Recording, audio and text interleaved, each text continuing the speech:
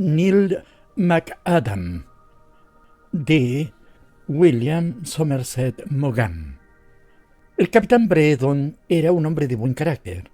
Cuando Angus Munro, el conservador del Museo de Kuala Solor, le dijo que había aconsejado a Neil McAdam, su nuevo auxiliar, que cuando llegase a Singapur fuera al Hotel Van Dyke, y le rogó a Braddon que se encargara de él para que no le sucediese nada desagradable durante el poco tiempo que tenía que permanecer en la ciudad. Le contestó asegurándole que haría todo lo que estuviese en su mano. El capitán Braddon mandaba el sultán Ahmed, y cuando estaba en Singapur iba siempre al Hotel Van Dyke. Tenía una mujer japonesa y en el hotel le reservaban permanentemente una habitación. Aquella era su casa. Cuando llegó al hotel después de su viaje habitual de 15 días a lo largo de la costa de Borneo, el encargado holandés le dijo que hacía 2 días que Neil había llegado. El muchacho estaba en el polvoriento jardincillo leyendo números atrasados del Straits Times. El capitán Braddon le observó primero, dirigiéndose después hacia él. «¿Es usted McAdam, verdad?» Neil se levantó, enrojeciendo hasta la raíz del pelo, y contestó tímidamente: «Yo soy». «Me llamo Braddon, soy el capitán del sultán Ahmed. Embarcará conmigo el próximo martes. Munro me rogó que me cuidara de usted. ¿Quiere tomar un Stingha? Supongo que ya sabrá lo que es». «Muchas gracias, pero no bebo». Hablaba con un marcado acento escocés. «Hace bien. La bebida ha sido en este país la ruina de muchos hombres excelentes». Llamó al bolchino pidiendo para él un whisky doble y un sifón pequeño. «¿Qué ha hecho usted estos días?» «Dar vueltas por la ciudad». «Singapur no tiene mucho que ver». «Yo creo que sí». Naturalmente lo primero que hizo fue visitar el museo. En él había poco que no hubiese visto ya en su patria, pero que aquellos animales y aves, aquellos reptiles, mosquitos, mariposas e insectos fueran naturales del país, excitó su curiosidad.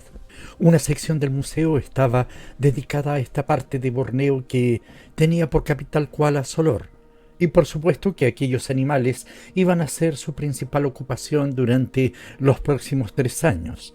Los examinó con el mayor detenimiento. Pero fue en las calles donde halló cosas sorprendentes, y de no haber sido un joven serio y formal, la alegría le hubiera hecho prorrumpir en carcajadas. Todo le era nuevo. Anduvo hasta que le dolieron los pies.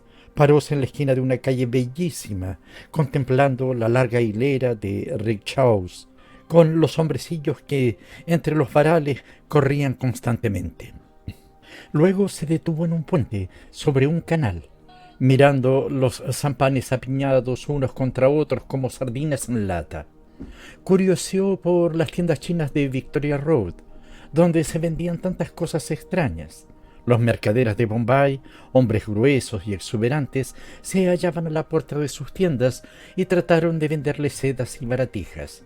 Vio a los tamiles, pensativos e inmeditabundos, pasar con una gracia siniestra, y a los árabes barbudos con blancos turbantes, de porte desdeñoso y altivo.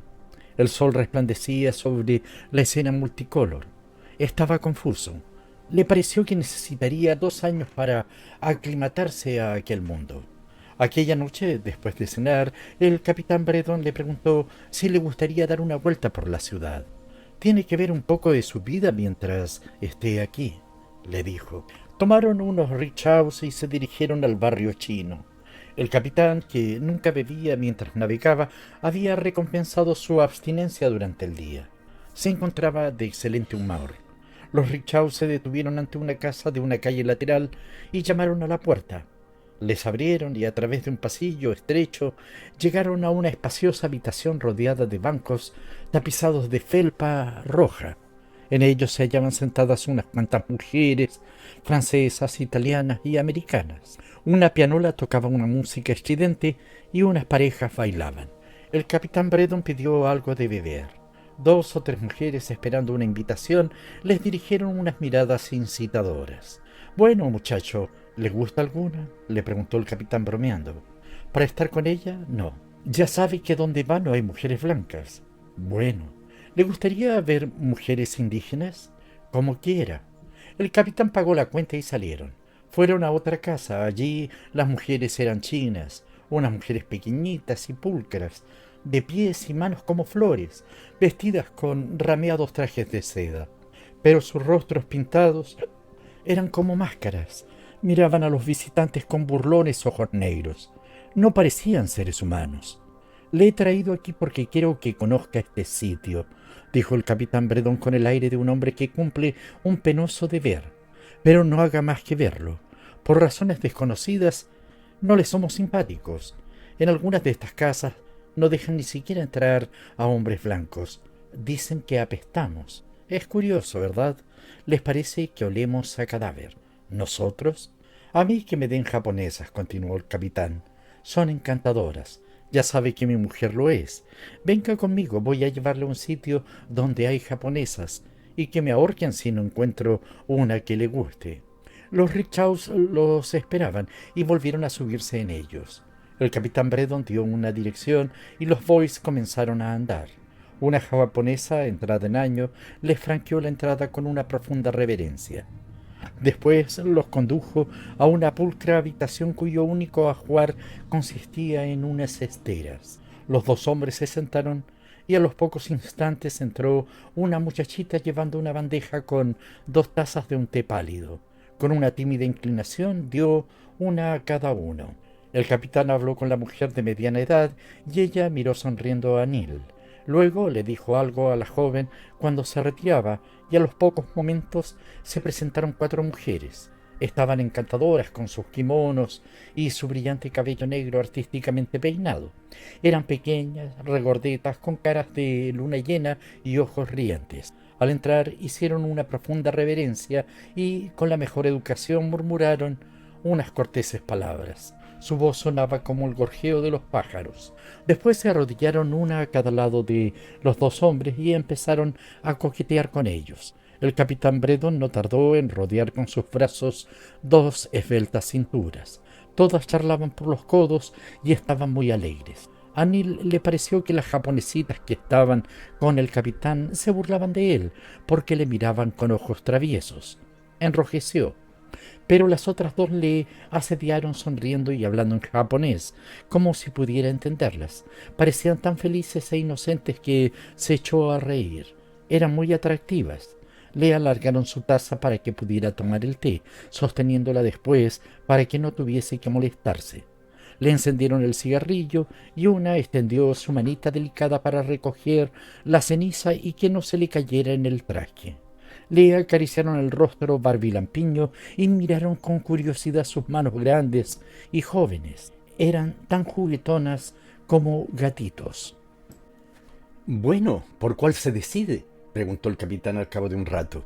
¿Ha escogido ya? ¿Qué quiere decir? Elija usted alguna, después lo haré yo. Oh, pero si no quiero ninguna, yo me voy a dormir al hotel. ¿Por qué? ¿Qué le pasa? No estará asustado, ¿verdad? No, sencillamente no me gusta esto, pero no quiero estorbarle. Puedo volver solo al hotel. Si usted no se queda, tampoco me quedaré yo. Solo lo hacía por acompañarle.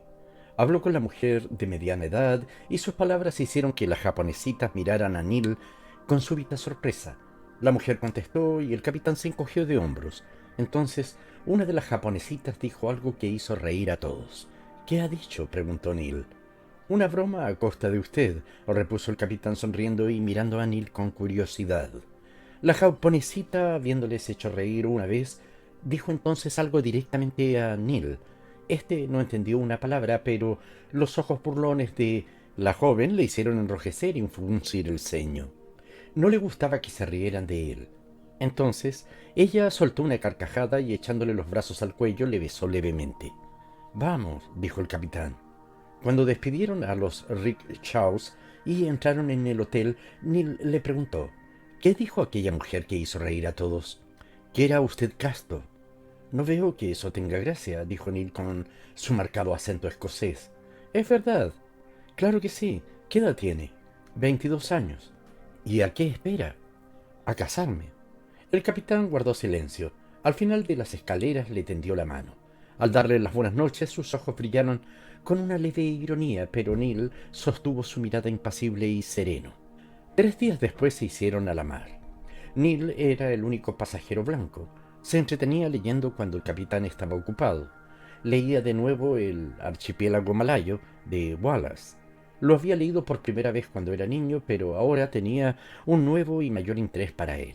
Cuando el capitán estaba ocioso, jugaban a las cartas o se sentaban en tumbonas sobre cubierta.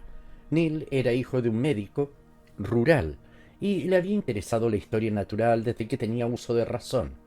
Al salir del colegio fue a la Universidad de Edimburgo, obteniendo matrícula de honor con el título de bachiller en ciencias. Cuando buscaba una colocación de profesor de biología, vio por casualidad en una revista un anuncio solicitando un auxiliar para el Museo de Kuala Solor. El conservador Angus Munro había estado en Edimburgo con su tío, un comerciante de Glasgow, y éste le escribió para que hiciera una prueba con Neil. Aunque McAdam estaba especializado en entomología, era un buen taxidermista, lo cual, según el anuncio, era indispensable. Incluyó en la carta los certificados de los profesores de Neil y añadió que también había jugado al fútbol en el campo de su universidad. Unas semanas después llegó un cable anunciando que se le había concedido la plaza y 15 días más tarde embarcó. ¿Cómo es Mr. Munro?, preguntó Neil al capitán. Una excelente persona, todo el mundo le aprecia.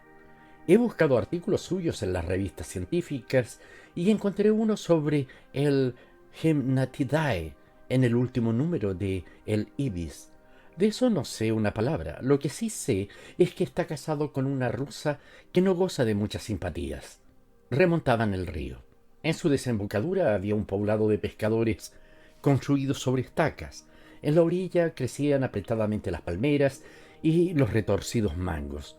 Más allá se extendía el verde oscuro de la selva virgen. A lo lejos se dibujaba sobre el fondo azul del cielo la silueta sombría de una abrupta montaña. Neil, con el corazón palpitante de entusiasmo, devoraba la escena con ojos ansiosos. Estaba sorprendido. Se sabía a Conrad casi de memoria y había esperado un país lleno de misterio. No estaba preparado para encontrarse con aquel cielo de azul pálido. Unas nubecillas blancas en el horizonte, como barcas de móviles velas, orillaban al sol. Los árboles verdes de la selva relucían bajo la luz deslumbrante. En las riberas del río aparecían de vez en cuando casas malayas con techo de bejucos en medio de árboles frutales. Algunos indígenas, en ligeras embarcaciones, remontaban el río remando de pie. Neil no se sentía extraño en aquel país ni triste en aquella radiante mañana. Lo que experimentaba era una sensación de espacio y de libertad. El país le daba su amable bienvenida. Presentía que iba a ser feliz en él. El capitán Breton, desde el puente, le miró amistosamente. Había simpatizado con él durante los 4 días que duró el viaje. Era cierto que no le gustaba beber y que tomaba en serio cualquier broma, pero en su seriedad había algo seductor. Para él, todo era atrayente e importante. Por eso, desde luego, no encontraba divertidas las bromas, pero aún así las coreaba riendo, porque sabía que era lo que esperaba de él. Neil se reía porque la vida era maravillosa. Siempre demostraba su agradecimiento por la más mínima cosa que se le contase. Era muy cortés. Nunca pedía nada sin decir por favor y después daba siempre las gracias. Además, era un muchacho guapo. Nadie podía negarlo. Neil, apoyado con las manos en la borda y destocado, miraba la ribera. Tenía algo más de 6 pies de altura. Sus miembros eran largos, sus hombros anchos y su cintura estrecha. Había en él algo retozón y parecía que en cualquier momento iba a hacer una cabriola. Su pelo era castaño y rizado, con un brillo característico. Algunas veces, con la luz, lanzaba reflejos dorados. Sus ojos, grandes y azules, traslucían un constante buen humor. Eran como un reflejo de su excelente carácter. Tenía una nariz pequeña y chata, una boca grande y una barbilla enérgica.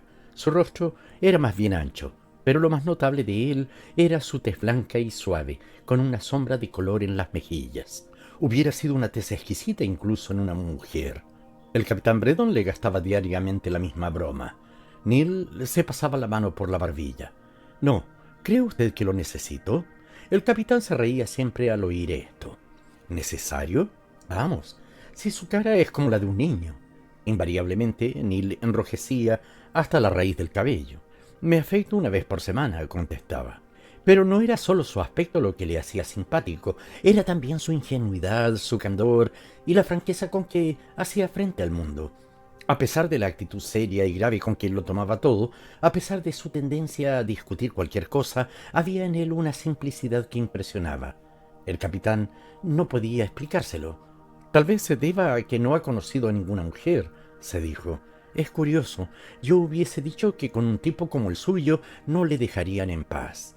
Pero el sultán Ahmed estaba cerca del recodo tras el cual aparecía Kuala Solor, y los pensamientos del capitán se vieron interrumpidos por las necesidades de su tarea. Bajó a la sala de máquinas.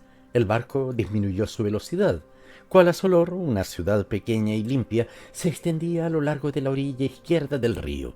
En la derecha, sobre una colina, estaba el fuerte y el palacio del sultán.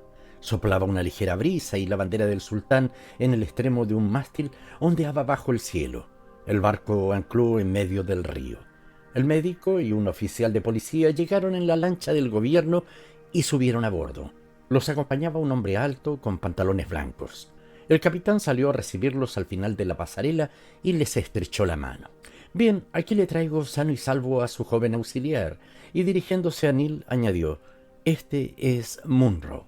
El hombre alto le tendió la mano, mirándole apreciativamente. Neil enrojeció un poco y sonrió. «¿Cómo está usted, señor?» Munro no sonrió con los labios, pero sí ligeramente con sus ojos grises. Tenía las mejillas hundidas, una nariz delgada y aguileña y unos labios descoloridos. El sol le había tostado mucho la piel. Su rostro parecía cansado, pero su expresión era muy bondadosa e inmediatamente Neil sintió confianza en él. El capitán le presentó al médico y al policía, sugiriendo después la idea de beber algo. Cuando se sentaron y el boy les sirvió unas botellas de cerveza, Munro se quitó el salacot. Neil observó que su pelo, corto de color castaño, blanqueaba ya. Era un hombre de unos 40 años, de porte reposado y seguro de sí mismo, con un aire intelectual que le distinguía del alegre doctor y del corpulento oficial de policía. «McAdam no bebe», dijo el capitán cuando el boy llenó los vasos de cerveza. «Tanto mejor», dijo Munro. «Supongo que no habrá intentado pervertirle». «Lo intenté en Singapur», repuso el capitán con ojos chispeantes, «pero fue inútil». Cuando terminaron la cerveza, Munro dijo a Neil: «Bien, tenemos que irnos, ¿no le parece?». Del equipaje de Neil se encargó el boy de Munro y los dos hombres se embarcaron en un sampan. Cuando desembarcaron, Munro le dijo: «¿Quiere que vayamos a casa o prefiere dar una vuelta? Disponemos de 2 horas antes de comer». «¿No podríamos ir al museo?», dijo él. Los ojos de Munro sonrieron bondadosamente. Aquello le gustó. Neil era muy tímido y Munro no tenía un carácter comunicativo, por lo que caminaron en silencio. Al lado del río estaban las chozas de los indígenas y en ellas, viviendo su vida inmemorial, habitaban los malayos. Parecían atareados pero sin prisa, demostrando al visitante una actividad feliz y normal.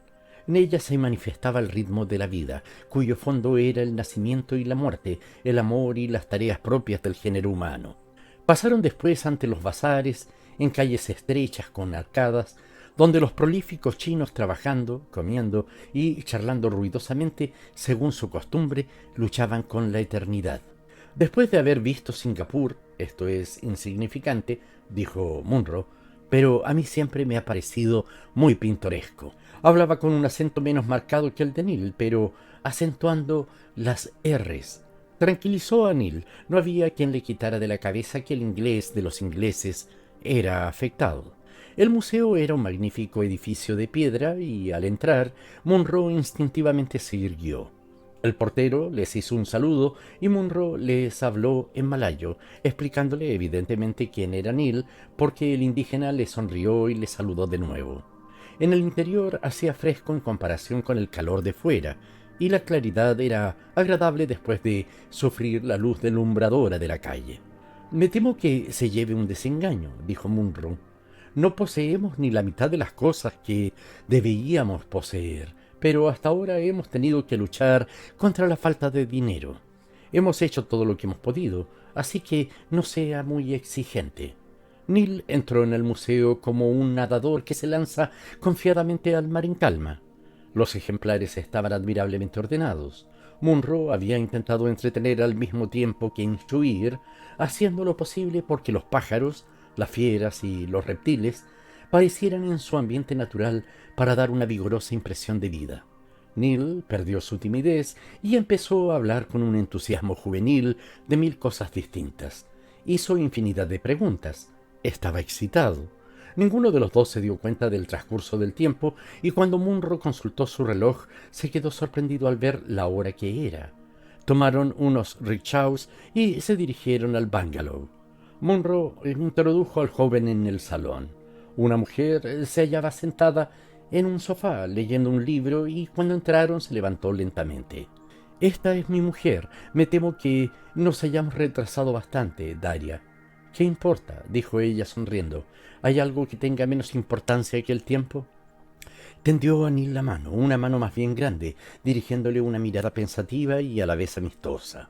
Era una mujer de unos 35 años, de mediana estatura, de rostro moreno pálido, de color uniforme y claros ojos azules.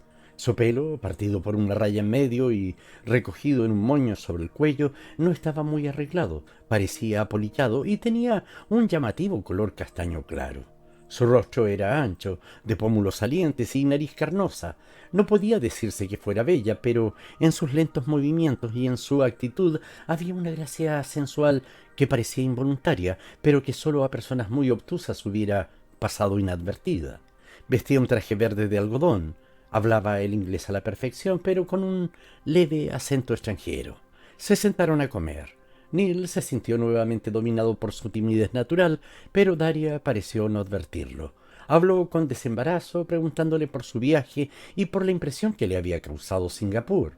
Le dio noticias de las personas que iba a conocer. Por la tarde, Munro le llevaría a visitar al gobernador. El sultán estaba ausente y después irían al club. Allí encontrarían a todo el mundo. «Será usted popular», dijo, mirándole atentamente con sus pálidos ojos azules.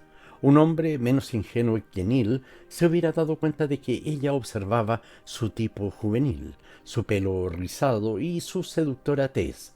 «Nosotros no gozamos aquí de simpatías». «Oh, no diga tonterías, Daria. Eres demasiado sensible. Son ingleses y nada más». «¿Les parece ridículo que Munro sea un hombre de ciencia y muy vulgar que yo sea rusa? No me importa, son unos necios. Es la gente más ordinaria, más mezquina y más convencional que he tenido la desgracia de conocer». «No asustes a MacAdam en el momento de llegar. Él encontrará unos amigos amables y hospitalarios». «¿Cuál es su primer nombre?» «Neil. Le llamaré así y usted me llamará Daria. No me gusta que me llamen Mrs. Munro. Me da la impresión de ser la mujer de un ministro». Neil enrojeció. Le confundía un poco que se mostrase tan familiar de pronto. Ella prosiguió. «Hay que reconocer que algunos hombres no son del todo malos. Cumplen satisfactoriamente con su deber y para eso están aquí», dijo Munro. «Kazan juega al fútbol, al tenis y al cricket. Me llevo bien con ellos, pero las mujeres son insoportables. Son envidiosas, malignas y holgazanas. No saben hablar de nada. Si usted toca un tema intelectual, bajan la cabeza como si se tratase de una indecencia. Así, ¿cuál puede ser su conversación? No se interesan por nada. Si uno habla del cuerpo, le juzgan incorrecto, y si del alma, le tildan de pedante». «No debe usted tomar muy al pie de la letra lo que dice mi mujer», dijo Munro sonriendo con su habitual tolerancia. «La sociedad de aquí es igual a todas las del este, ni muy inteligente ni muy necia, pero afable y bondadosa, y esto es mucho. Yo no quiero que las personas sean afables ni bondadosas. Yo quiero que sean enérgicas y apasionadas.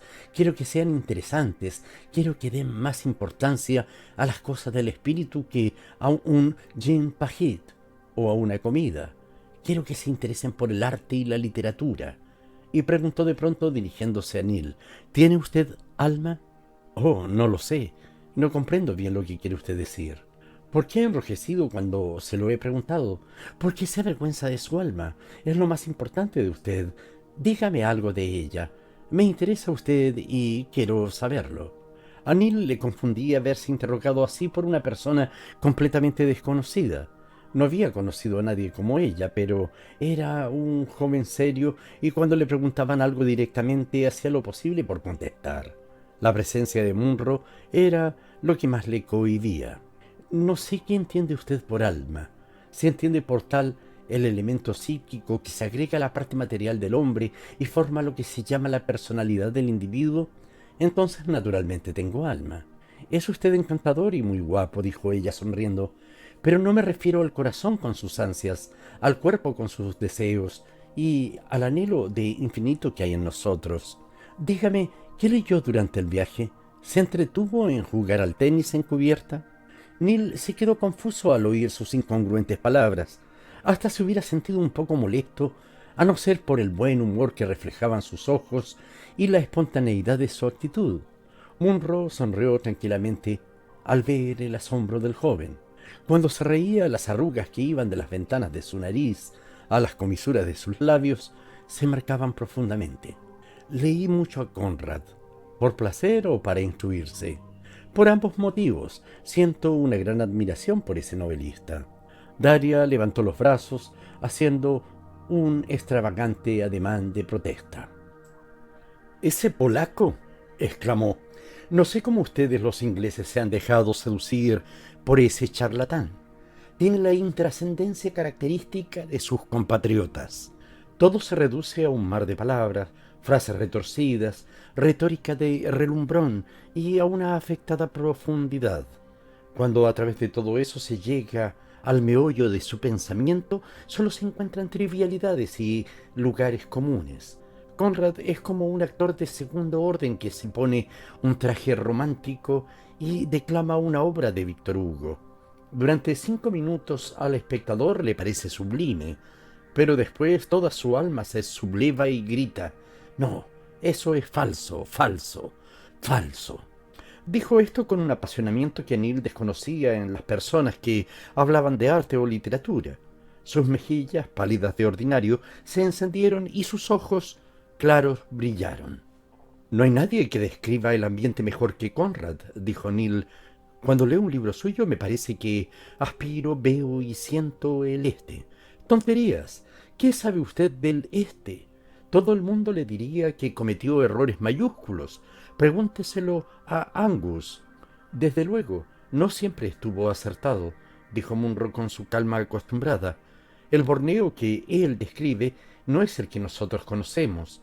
Lo vio desde la cubierta de un barco mercante y no fue un observador muy sagaz ni siquiera en eso. Pero, ¿qué importa? Yo no sé por qué la fantasía ha de verse constreñida por la realidad.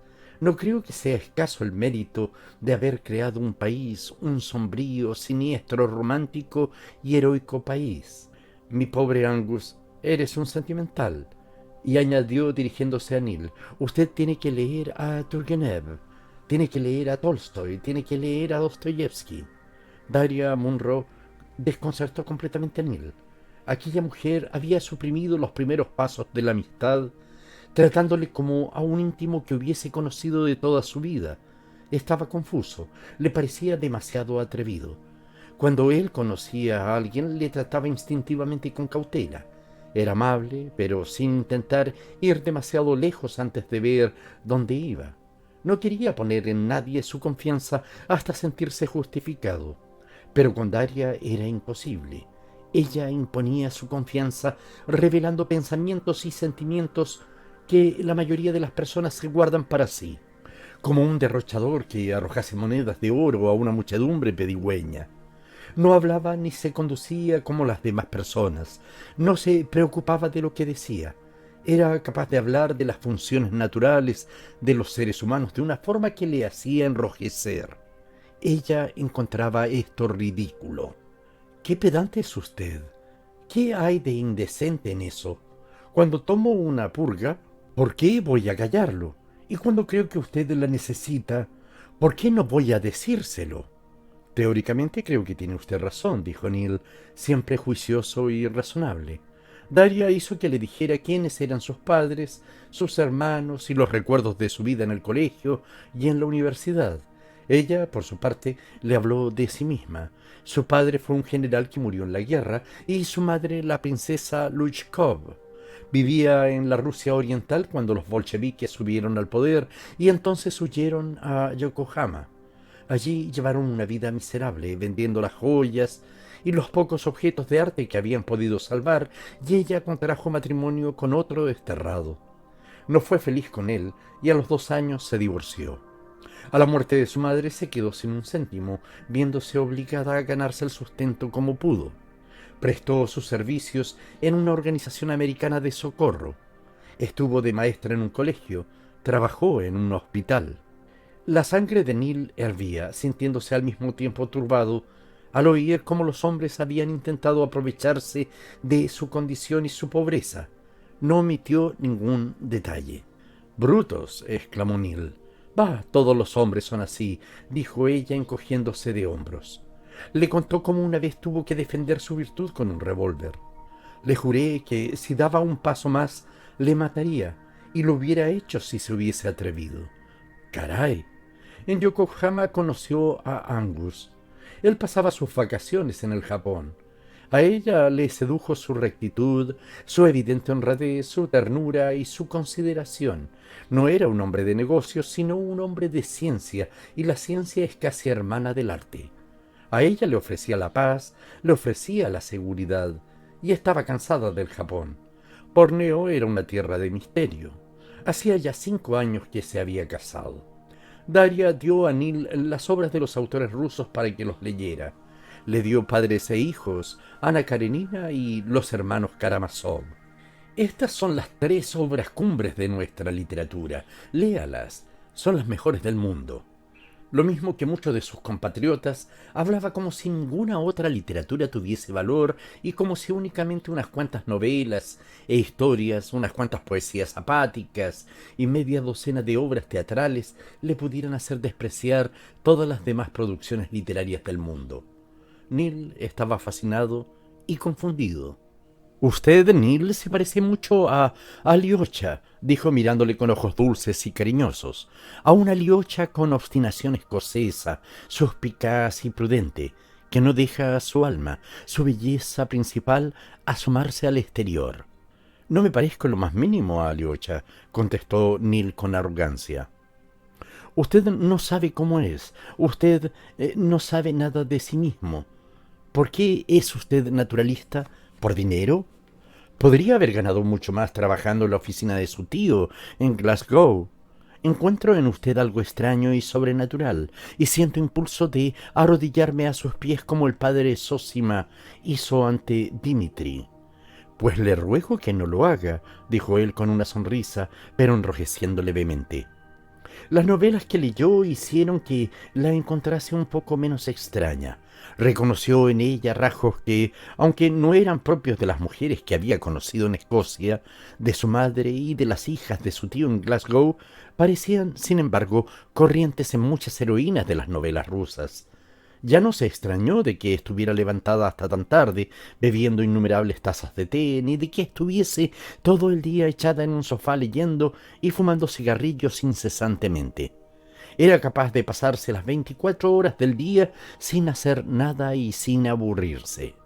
Había en ella una curiosa mezcla de languidez y deleite. Muchas veces decía, encogiéndose de hombros, que ella era oriental y que nació en Europa por casualidad. Y en efecto tenía una gracia felina que recordaba a las orientales. Era extraordinariamente desarreglada y no parecía molestarla en lo más mínimo que su salita de estar estuviese llena de colillas, periódicos viejos y cajas vacías. Pero Neil creyó ver en Daria algo de Ana Karenina, sintiendo por ella la simpatía que le inspiró esta patética criatura. Comprendió su arrogancia. Era lógico que despreciase a las demás mujeres de la colonia, a quienes fue conociendo poco a poco. Su inteligencia era más viva, su cultura más sólida. Sobre todo tenía una especie de trémula sensibilidad que hacía que las demás pareciesen completamente anodinas.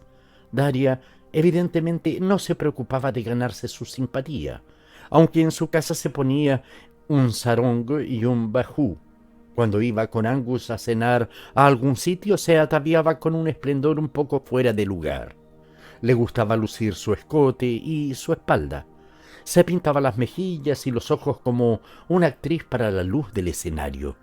Aunque a Neil le ponía frenético ver las miradas burlonas y ofendidas que provocaba su aparición, no podía menos de pensar interiormente que era una lástima que se pusiera tan en evidencia.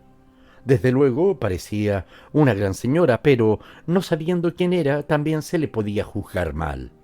Por otra parte, había en ella muchas cosas a las que nunca podría acostumbrarse. Tenía un apetito extraordinario y le repugnaba que comiera más que Angus y él juntos. No podía tampoco acostumbrarse al descaro con que hablaba de las cuestiones sexuales. Ella daba por hecho que él había tenido muchos amoríos en Edimburgo y le incitaba para que contase los detalles de sus aventuras. Su astucia escocesa le sirvió para contener sus golpes, eludiendo las preguntas con cautela. Daria se burlaba de su reserva. Algunas veces le desagradaban verdaderamente sus cosas. Ya se había habituado a la franqueza con que miraba su físico y ni siquiera pestañeaba cuando le decía que era tan hermoso como un joven dios escandinavo. Los elogios le dejaban indiferente por completo, pero le disgustaba más que pasase su mano, que aunque grande era muy suave, y sus dedos acariciadores por su pelo rizado, o que sonriendo le diese unos golpecitos en su rostro barbilampiño. No le agradaba que le manoseasen. Un día se le antojó a ella tomar un poco de agua mineral y empezó a llenar un vaso que estaba en la mesa. «Ese es mi vaso», dijo Neil. «He bebido en él». «Bueno, ¿qué importa? No está usted sifilítico, ¿verdad?» «A mí no me gusta beber en los vasos de los demás». Con los cigarrillos tenía también sus caprichos. Una vez, aún no hacía mucho de su llegada, acababa de encender uno cuando ella le dijo: «Démelo». Y se lo quitó de la boca, poniéndose a fumar. Después de 2 o 3 chupadas dijo que ya no lo quería y se lo devolvió. El extremo que había tenido en su boca estaba manchado por el carmín de sus labios y Neil no sintió el menor deseo de seguir fumándolo, pero temía que lo juzgara un grosero si lo tiraba. Fue algo muy desagradable. También solía pedirle frecuentemente un cigarrillo y cuando se lo daba le decía: «Enciéndamelo, ¿quiere?». Neil lo encendía y al dárselo ella abría la boca para que se lo pusiese en ella. Muchas veces no podía evitar el humedecer un poco el extremo del cigarrillo y no se explicaba cómo ella podía llevárselo a la boca. Aquello le parecía una repugnante intimidad. Estaba seguro de que a Munro no le gustaba. Daria había llegado incluso a hacer eso 2 o 3 veces en el club, haciendo que Neil enrojeciera. Hubiera preferido que no tuviera aquellas desagradables costumbres, pero suponía que eran rusas y había que reconocer por otra parte que era una excelente compañía. Su conversación estimulaba. Metafóricamente hablando, producía el efecto del champaña que Neil había probado una vez y que le había parecido un pésimo brebaje. Podía hablar de todo, no hablaba como un hombre. Generalmente se sabe lo que un hombre de la misma generación va a decir, pero con ella era imposible. Además, su intuición era extraordinaria. Daba ideas, avivaba la inteligencia y encendía la imaginación. Neil se sentía a su lado más lleno de vida que nunca. Le daba la impresión de caminar por las cimas de una montaña, contemplando horizontes ilimitados, y experimentaba cierta complacencia cuando se detenía a reflexionar en qué altísimo plano coincidían sus ideas con las de ella. Conversaciones como aquellas hacían muy insignificantes y rastreros los placeres de los sentidos. Daria era, en muchos aspectos, su natural cautela. Le impedía llegar a una conclusión, aun para sí mismo, si no estaba plenamente justificada. La mujer más inteligente que había conocido y además era la esposa de Angus Munro. Fueran cuales fuesen las reservas de Neil respecto a Daria, no tenía ninguna con Munro, y ella hubiese tenido que ser una mujer menos extraordinaria para no sacar partido de la profunda admiración que en él había despertado su marido. Neil era expansivo con Munro. Sentía por él lo que hasta entonces no había sentido por nadie, porque era un hombre extraordinariamente juicioso, tolerante y ecuánime. Era como a él le hubiese gustado ser cuando fuese de su edad. Munro hablaba poco, pero cuando hablaba lo hacía juiciosamente. Sabía mucho. Su humor era satírico y Neil lo entendía, haciendo que las bromas cordiales que se gastaban en el club pareciesen insípidas. Tenía un carácter bondadoso y paciente, y una nobleza que hacía imposible que nadie se tomara una libertad con él, pero sin mostrarse pomposo ni solemne. Era un hombre honrado y completamente sincero, pero Neil no le admiraba menos como sabio que como hombre. Poseía imaginación, era cuidadoso y trabajador. Aunque su principal interés eran las investigaciones, realizaba concienzudamente la tarea rutinaria del museo.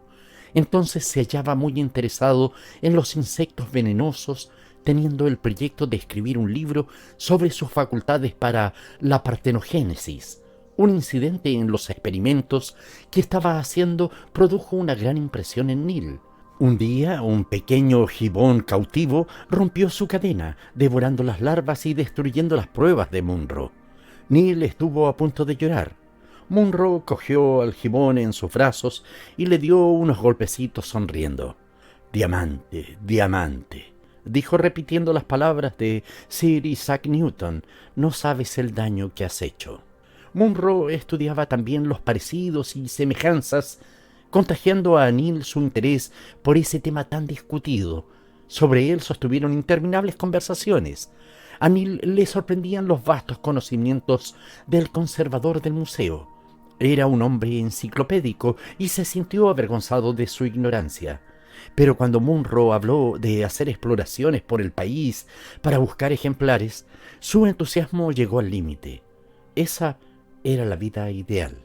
Una vida de penalidades, contratiempos y en muchos casos de privaciones e incluso de peligros, pero que tenía como premio la alegría de encontrar un ejemplar raro o una especie nueva, de contemplar la belleza del paisaje, de observar íntimamente a la naturaleza y sobre todo de experimentar el sentimiento de la libertad absoluta. Si habían solicitado los servicios de Neil, era principalmente para esta tarea. Munro estaba tan ocupado con sus investigaciones que le era muy difícil ausentarse varias semanas seguidas, y Daria siempre se había negado a acompañarle. La jungla le inspiraba un terror irrazonable. Tenía miedo de los animales salvajes, de las serpientes y de los insectos venenosos, aunque Munro le había dicho una y otra vez que ningún animal hace daño si no se le molesta o se le asusta. No podía dominar su instintivo horror. Por otra parte, él no quería dejarla sola. Sabía que no simpatizaba con la sociedad de la colonia, y estando él ausente su vida sería de un aburrimiento insoportable. Pero el sultán sentía un gran interés por la historia natural y deseaba que el museo tuviera ejemplares de toda la fauna del país. Munro y Neil harían juntos una expedición para que el joven aprendiese la forma de trabajar, y estuvieron algunos meses discutiendo el plan. Neil esperó aquella expedición como no había esperado nada en su vida. Mientras tanto, aprendió el malayo y adquirió algún conocimiento de los dialectos que le serían útiles en sus futuras expediciones. Jugaba al tenis y al fútbol. Pronto conoció a toda la colonia. En el campo de fútbol se olvidaba de la ciencia y de su interés por las novelas rusas, entregándose íntegramente al placer del juego. Era fuerte, rápido y ágil. Le parecía maravilloso tomar después una ducha y un tónico con un pedazo de limón y discutir el partido con sus compañeros. No habían hablado nunca de que Neil viviese siempre en casa de Munro. En Kuala Solor había una fonda muy decente, pero existía la costumbre de que nadie se quedara en ella más de 15 días, por lo que los solteros que no tenían alojamiento oficial se unían para alquilar una casa. Cuando Neil llegó no había ningún puesto vacante. Sin embargo, una tarde, cuando ya llevaba unos 4 meses en la colonia, 2 de sus amigos, Waring y Johnson, que se hallaban sentados juntos después de jugar un partido de tenis, le dijeron que uno de los de su casa se iba a Inglaterra y que estarían encantados de que fuese a vivir con ellos. Tenían su misma edad y jugaban juntos en el equipo de fútbol. A Neil le eran muy simpáticos. Waring estaba en la aduana y Johnson en la policía. Inmediatamente aprovechó la ocasión. Le dijeron lo que le costaría y acordaron que se trasladaría 15 días después. A la hora de cenar se lo comunicó a Munro y a su mujer. Han sido ustedes muy amables permitiendo que me quedara tanto tiempo en su casa. Para mí ha sido muy violento imponer así mi compañía y estoy avergonzado, pero ya no tengo excusa. Pero si estamos encantados con que viva con nosotros, dijo Daria, no tiene por qué excusarse. Sin embargo, no voy a permanecer indefinidamente en su casa. ¿Por qué no? Su sueldo es muy pequeño. ¿Por qué va a gastarlo en su manutención? Se aburrirá terriblemente con Johnson y Waring. Son unos estúpidos. No tienen otra idea en su cerebro que tocar el gramófono o dar patadas a una pelota. Realmente le convenía mucho vivir gratis. Así ahorraría la mayor parte de su sueldo. No era malgastador y no estaba acostumbrado a tirar el dinero, pero tenía su orgullo. No podía vivir a costa de los demás. Daria le miraba con unos ojos tranquilos y observadores. Angus y yo nos hemos acostumbrado ya a usted. Creo que le echaríamos de menos. Si lo desea, puede pagarnos su hospedaje. Su estancia aquí no nos cuesta nada, pero si quiere calcularé exactamente la diferencia en el gasto de cocina y puede pagar eso. Pero siempre es una molestia tener a un extraño en la casa, contestó titubeando. Allí no estará bien. Dios mío, no sabe lo mal que comen. También era cierto que donde mejor se comía en Kuala Solor era en casa de Munro. Había cenado fuera algunas veces. Ni siquiera en casa del residente se cenaba tan bien. A Daria le gustaba comer y obligaba al cocinero a lucirse. Sus platos rusos eran algo exquisito. Por la sopa de calabaza valía la pena de recorrer 5 millas. Pero Munro no había dicho nada hasta entonces. Me alegraría que se quedara con nosotros, dijo de pronto. Es muy conveniente que yo le tenga cerca. Podríamos hablar en el acto si sucediera algo. Waring y Johnson son unas excelentes personas, pero creo que muy pronto las encontrará un poco toscas. Oh, bien, entonces encantado. Dios sabe que estaba deseando quedarme. Solo temía molestar. Al siguiente día llovió torrencialmente y fue imposible jugar al tenis y al fútbol. Pero a eso de las 6 Neil se puso el impermeable y se fue al club. Solo estaba el gobernador, que sentado en su sillón leía el Fortnightly. Se llamaba Trevelyan y afirmaba que era pariente del amigo de Byron. Era un hombre alto y grueso, de corto pelo blanco y una cara ancha y sanguínea de actor cómico. Era muy aficionado al teatro y se había especializado en los papeles de duques cínicos y mayordomos cómicos. Era soltero, pero todo el mundo suponía que le gustaban las mujeres. Le agradaba mucho beberse un gin pajit antes de cenar. Debía su cargo a su amistad con el sultán. Tenía un carácter complaciente y débil. Era muy hablador y no le gustaba mucho el trabajo. Quería que todo marchase bien y que nadie le diera preocupaciones.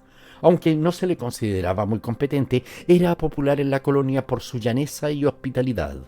En realidad hacía la vida más cómoda que si hubiese sido enérgico y trabajador.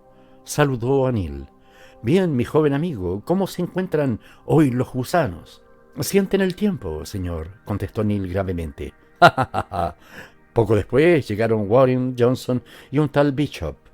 Este era un funcionario civil de la colonia. Neil no jugaba al bridge, por lo que Bishop se dirigió al gobernador. «¿Tendría inconveniente en jugar con nosotros, señor?», le dijo. «Hoy no hay nadie en el club». El gobernador miró a los demás. «Está bien. En cuanto termine este artículo estaré con ustedes. Corten por mí y repartan las cartas. No tardaré ni 5 minutos». Neil se acercó a ellos. «Oye, Waring, te lo agradezco mucho, pero no puedo ir a vivir con vosotros. Munro y su mujer me han invitado a quedarme con ellos». Una sonrisa se dibujó en el rostro de Waring. «Estupendo. Han sido muy atentos, ¿no crees? Insistieron tanto que no pude negarme». «¿Qué te dije?», exclamó Bishop. «No puedo censurárselo». Hubo algo en su actitud que a Neil no le gustó. Parecía haberles hecho gracia. Enrojeció. «Pero, decidme, ¿de qué habláis?», exclamó. «Vamos», dijo Bishop. «Conocemos a nuestra Daria. No serás el primer joven de quien se enamora, ni tampoco el último».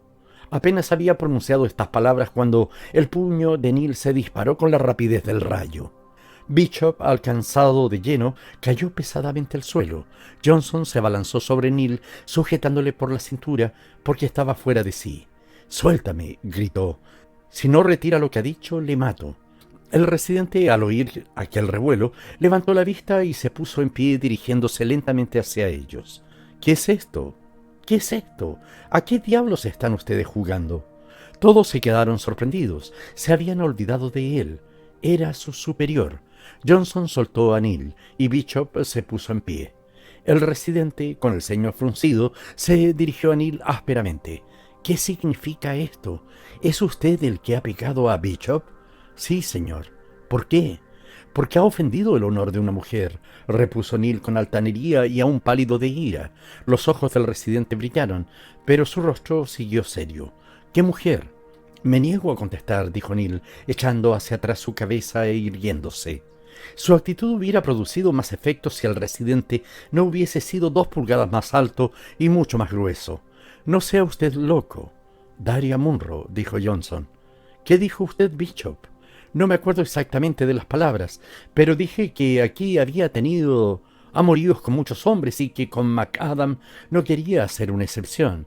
Eso es una ofensa. ¿Quiere hacer el favor de excusarse y estrechar la mano de McAdam? He recibido un puñetazo terrible, señor. Mi ojo va a tener un lamentable aspecto. Que me ahorquen si me excuso por decir la verdad. Tiene usted edad suficiente para saber que sus palabras, por ser ciertas, son aún más ofensivas, y por lo que se refiere a su ojo, tengo entendido que la aplicación de un trozo de carne cruda es un remedio muy eficaz. Y aunque por cortesía le he rogado que se excuse, en realidad es una orden. Reinó un momento de silencio. El gobernador los miraba sosegadamente. Le ruego que me perdone lo que he dicho, señor, dijo Bishop ceñudamente. Ahora usted, McAdam. Siento haberle pegado, señor. También le ruego que me perdone. Dense la mano. Los dos jóvenes se estrecharon las manos solemnemente. Quiero que esto termine aquí. No sería muy agradable para Munro, a quien creo que todos apreciamos. ¿Puedo contar con su silencio? Todos asintieron. Ahora pueden marcharse. Usted, McAdam, quédese un momento. Quiero decirle particularmente unas palabras. Cuando se quedaron solos, el gobernador se sentó encendiendo un puro. Ofreció otro a Neil, pero éste no fumaba más que cigarrillos. Es usted un joven muy impulsivo, dijo el gobernador sonriendo. No me gusta que mis subordinados se escandalicen de esa forma en sitios públicos. Mrs. Munro es buena amiga mía. Ha sido siempre muy bondadosa conmigo y no puedo tolerar que se le ofenda. Entonces me temo que tendrá mucho trabajo si se queda aquí mucho tiempo. Neil permaneció silencioso. Estaba erguido ante el gobernador, reflejando en su grave rostro la más completa inocencia. Echó hacia atrás la cabeza con un ademán de reto, y la emoción hizo que su acento escocés fuera al hablar más pronunciado que de costumbre. He vivido 4 meses en casa de Munro, y le doy mi palabra de honor que, por lo que a mí se refiere, no hay ni una palabra de verdad en lo que ese animal ha dicho. Mrs. Munro nunca me ha tratado con lo que pudiéramos llamar excesiva familiaridad. Jamás, ni de palabra ni de obra, me ha dado a entender que albergar alguna idea torpe en su cabeza. Ha sido para mí como una madre o una hermana mayor. El gobernador le miraba con ojos irónicos. Me alegro mucho de que hable así. Es lo mejor que he oído decir de ella desde hace mucho tiempo. ¿Verdad que me cree, señor? Naturalmente. Quizá la haya reformado. Llamó. Voy, tráigame un gin pajit. Luego continuó. Eso es todo. Puede marcharse si quiere, pero no más peleas, ¿comprende?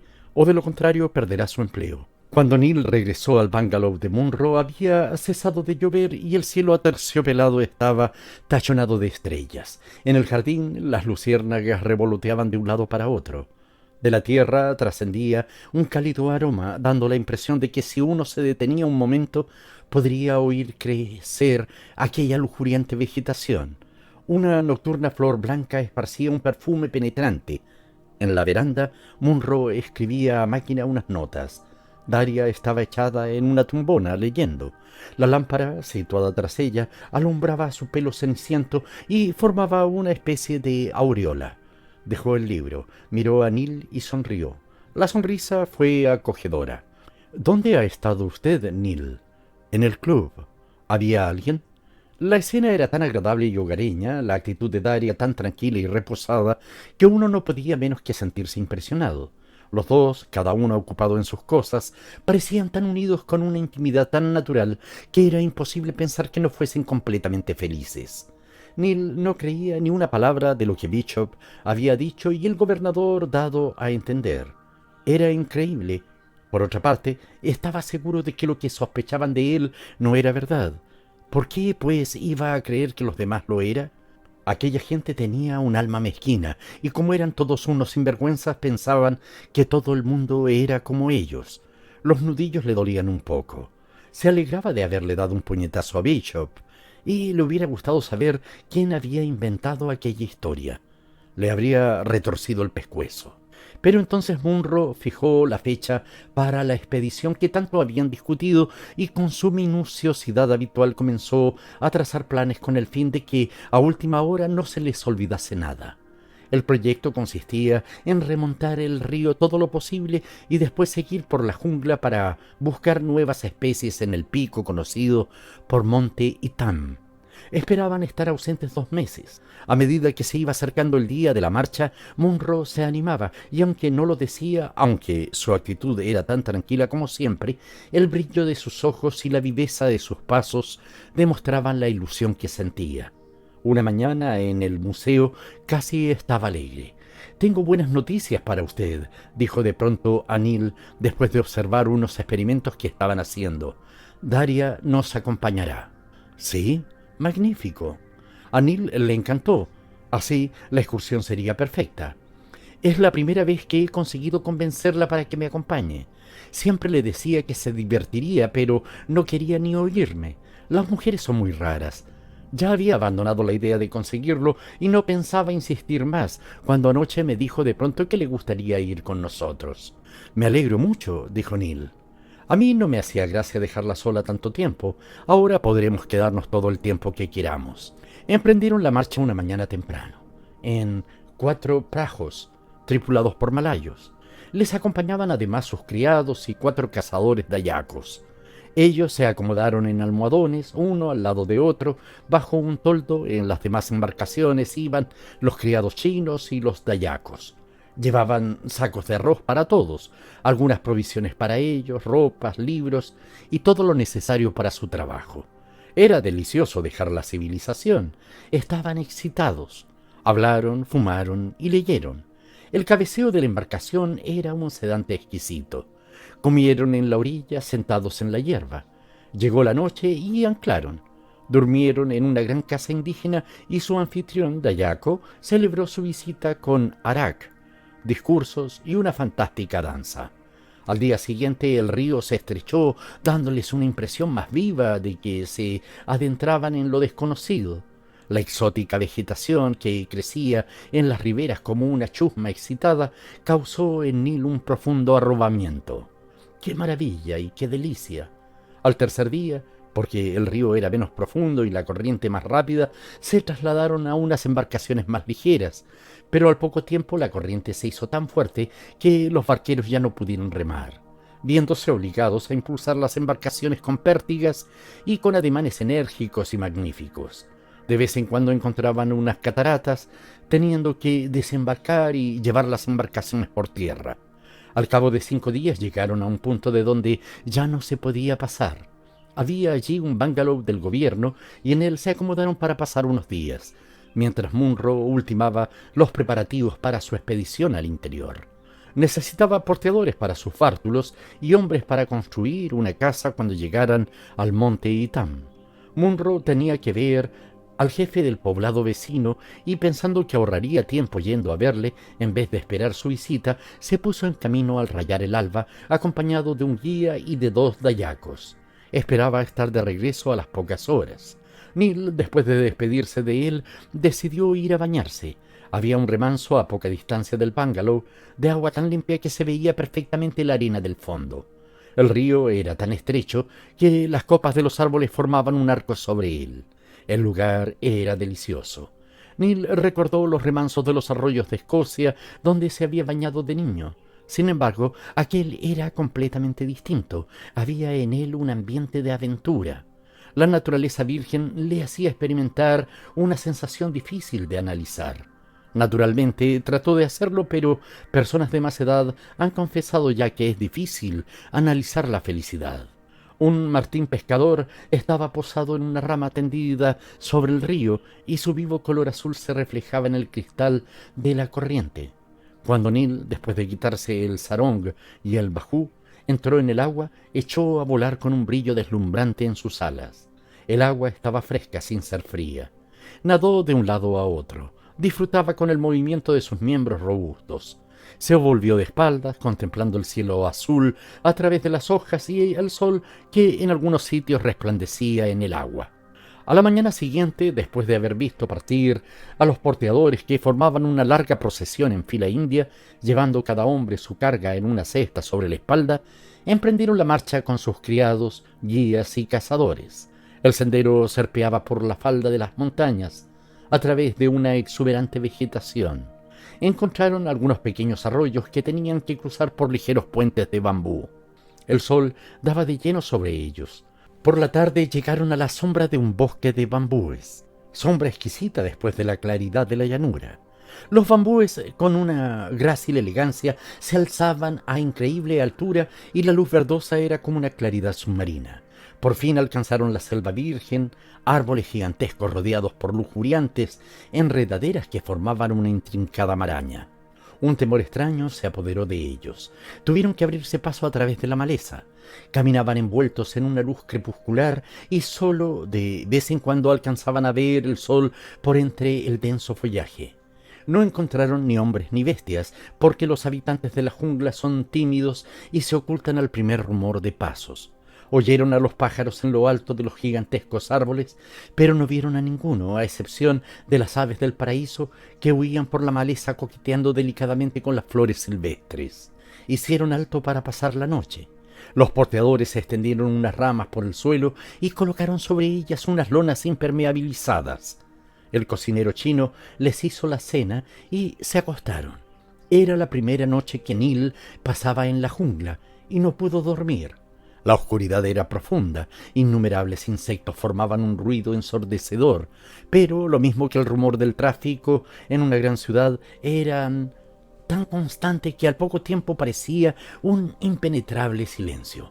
Cuando de pronto se oía el chillido de un mono atrapado por una serpiente o el grito de un pájaro nocturno, Neil sentía un brusco sobresalto. Experimentaba la misteriosa sensación de que alrededor de él espiaban infinidad de seres. Fuera de allí, más allá de las hogueras del campo, se desarrollaba una lucha salvaje, y ellos tres, en sus lechos de ramas, se hallaban indefensos y solos frente al horror de la naturaleza. A su lado, Munro dormía profundamente, respirando con sosiego. «¿Está usted despierto, Neil?», murmuró Daria. «Sí, ¿ocurre algo?». «Estoy aterrorizada». «No pasa nada, no tiene por qué asustarse». «Este silencio es espantoso. Desearía no haber venido».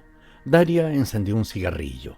Neil pudo al fin dormirse, pero le despertó el martilleo de un pájaro carpintero y su risa al volar de un árbol a otro parecía burlarse de los holgazanes. Se desayunaron precipitadamente y la caravana partió.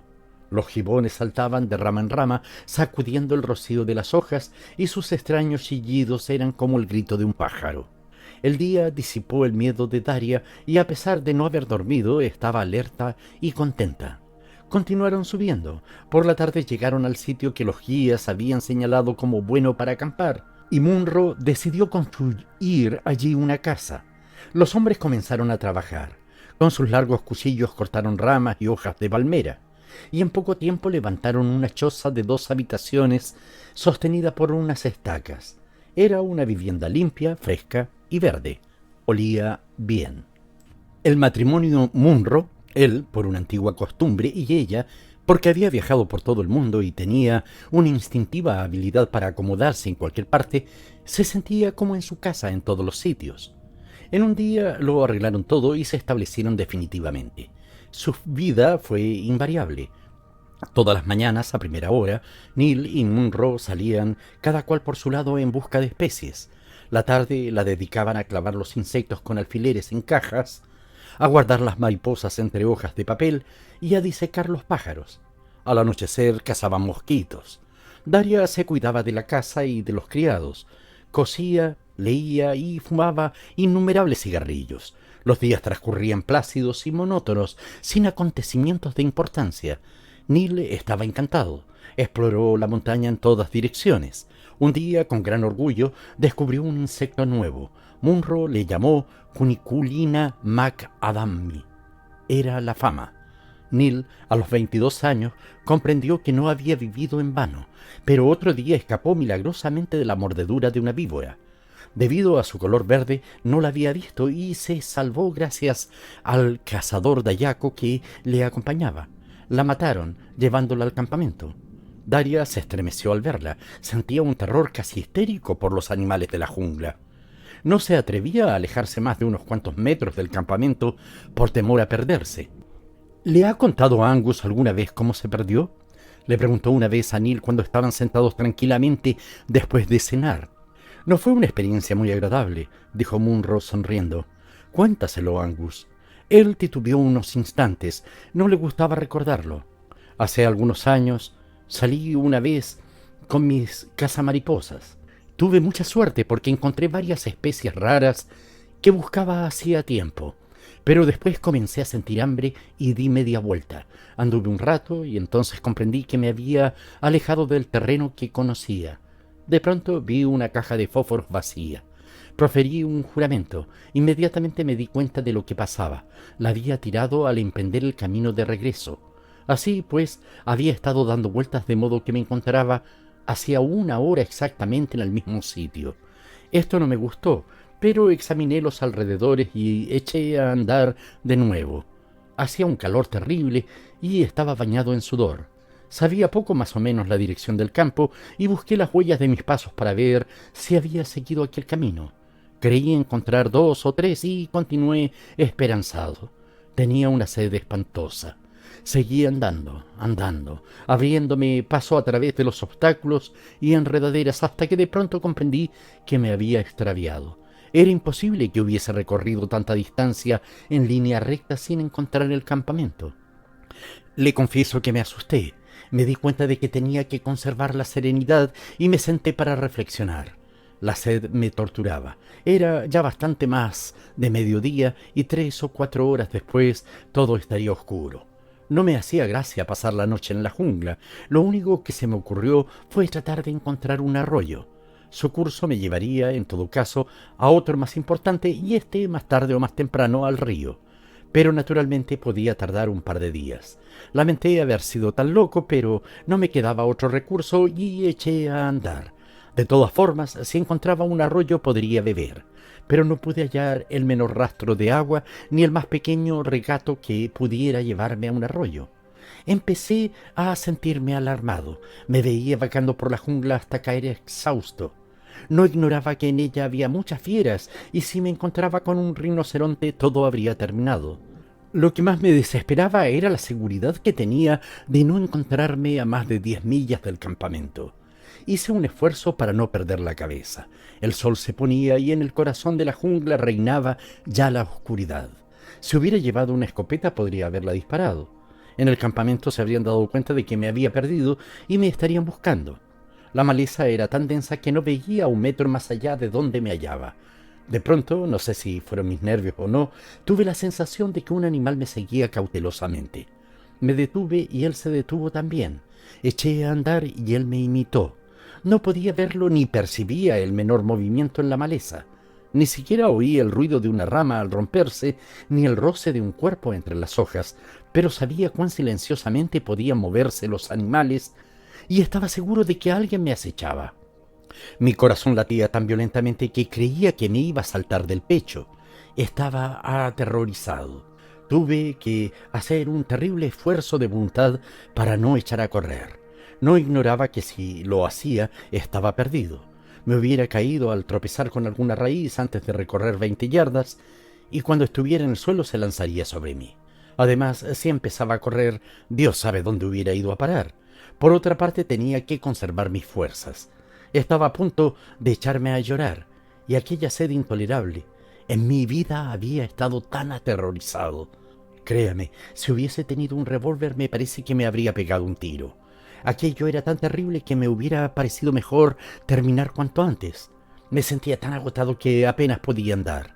Si acaso tuviera un enemigo que me hubiese inferido una ofensa imperdonable, no le desearía la agonía que sufrí. De pronto escuché 2 tiros. Mi corazón cesó de latir. Me estaban buscando. Entonces perdí la cabeza. Eché a correr en la dirección en que había oído los disparos, gritando con todas mis fuerzas. Me caí, volví a levantarme, seguí corriendo y gritando hasta desgañitarme. Oí otro tiro más cerca y grité de nuevo, oyendo que otros gritos me contestaban. Un tropel de hombres agitaron la maleza. Al cabo de un minuto me vi rodeado de cazadores de yacos. Me abrazaron y me besaron las manos, riendo y llorando. Yo también estaba a punto de llorar. Me sentía extenuado, pero me dieron algo de beber. Estábamos solos a 3 millas del campamento. Cuando llegamos a él era de noche. Dios mío, escapé de milagro. Un estremecimiento convulsivo sacudió a Daria. Créame, no deseo volver a perderme otra vez en la jungla. ¿Qué le hubiera sucedido si no le hubiesen encontrado? Se lo diré. Me habría vuelto loco. Si no me hubiese mordido una serpiente o atacado un rinoceronte, hubiera estado corriendo a ciegas hasta caer rendido. El hambre y la sed habrían acabado conmigo. Los animales feroces me hubieran devorado y las hormigas mondado mis huesos. Los 3 permanecieron silenciosos. Cuando ya llevaban casi un mes en el monte Itam, Neil, a pesar de la quinina que regularmente le daba Munro, enfermó de fiebres. No fue un ataque serio, pero lo sintió mucho porque le obligó a quedarse en la cama. Daria fue su enfermera. Se sentía avergonzado por causarle tanto trabajo, pero ella no hizo caso de sus protestas. Indudablemente era muy hábil. Neil tuvo que resignarse a dejarle hacer algunas cosas que un boy chino podría haber hecho perfectamente. Esto le conmovió. Daria le asistió en todo, pero cuando la fiebre subía y ella le rociaba con agua fresca, a pesar de que experimentaba un alivio extraordinario, se sentía confuso. Daria insistía en lavarle por la noche y por la mañana. No he estado 6 meses en el hospital británico de Yokohama sin aprender al menos lo más elemental para una enfermera, le decía sonriendo. Le besaba los labios cada vez que terminaba. Era una demostración de afecto. A Neil le gustaba, pero no le daba importancia. Llegó hasta a bromear sobre aquello, lo que no era corriente en él. ¿Besaba siempre a sus enfermos en el hospital?, le preguntó. «¿No le gusta que le bese?», dijo ella sonriente. «No me molesta». «Puede que hasta acelere su curación», exclamó ella burlonamente. Una noche soñó con ella y despertó sobresaltado. Sudaba copiosamente, experimentó un extraordinario alivio y se dio cuenta de que la fiebre había desaparecido. Estaba bien, pero no le importaba. Lo que había soñado era vergonzoso. Estaba horrorizado. Le trastornaba haber tenido tales pensamientos incluso durmiendo. Debía de ser un monstruo de depravación. Despuntaba el día. Oyó a Munro levantarse en la habitación contigua que ocupaba con Daria. Ella dormía hasta tarde y su marido procuraba no molestarla. Cuando pasó por la habitación de Neil, éste le llamó en voz baja. «Hola, ¿está usted despierto?» «Sí, la enfermedad ha hecho crisis, ya estoy bien». «Magnífico, será mejor que hoy se quede en la cama. Mañana estará como nuevo». «¿Quiere mandarme a Tan cuando acabe de desayunarse?» «Perfectamente». Oyó a Munro salir. Entró el boy chino y le preguntó qué deseaba. 1 hora después, Daria se despertó, entrando en la habitación para darle los buenos días. Neil apenas se atrevió a mirarla. «Me desayunaré y después vendré a lavarle», dijo. «Ya me he lavado. Llamé a Tan». «¿Por qué?» «Porque quería ahorrarle esa molestia». «No es ninguna molestia, me gusta hacerlo». Daria se acercó a su cama, inclinándose para besarle, pero Neil volvió la cabeza. «Oh, no», dijo. «¿Por qué no? Es una tontería». Daria, sorprendida, le miró un momento, después se encogió de hombros y salió. Poco después volvió para ver si necesitaba algo. Neil fingió dormir. Ella le acarició suavemente la mejilla. «Por el amor de Dios, no haga eso», gritó él. «Creí que estaba durmiendo. ¿Qué le pasa a usted hoy?» «Nada». «Entonces, ¿por qué se conduce así conmigo? ¿Le he ofendido en algo?» «No». «Dígame entonces qué le ocurre». Daria se sentó en su cama cogiéndole la mano. Neil volvió la cabeza hacia la pared. Estaba tan avergonzado que apenas podía hablar. «Me parece que usted olvida que soy un hombre. Me trata como si fuera un chiquillo de 12 años». «¿Cómo?» Neil había enrojecido vivamente. Estaba furioso consigo mismo y molesto con ella. Verdaderamente debía tener más tacto. Asió nerviosamente la sábana. Ya sé que a usted no le importa nada y que tampoco debía importarme a mí. Así me ocurre cuando estoy bien y hago mi vida normal. Es imposible encauzar los sueños, pero ellos nos indican lo que sentimos en el subconsciente. ¿Ha soñado usted conmigo? Bien, no veo en eso ningún mal. Neil volvió la cabeza y la miró. Los ojos de Daria resplandecían, pero los de Neil estaban sombríos por el remordimiento. Usted no conoce a los hombres. Daria soltó una leve carcajada. Se inclinó sobre él, rodeándole el cuello con sus brazos. No llevaba más que el sarong y el bajú. «Querido», exclamó, «dime lo que has soñado». Él se sobresaltó y la empujó violentamente. «¿Qué hace? ¿Está usted loca?» Casi había saltado de la cama. «¿No sabes que estoy locamente enamorada de ti?» «¿Qué dice usted?» Neil se sentó en el borde de la cama. Estaba sinceramente sorprendido. Ella sonrió. «¿Por qué crees que he venido a este horrible lugar?» «Para estar contigo, amor mío. ¿No sabes que tengo un pánico horrible a la jungla? Aún aquí tengo miedo.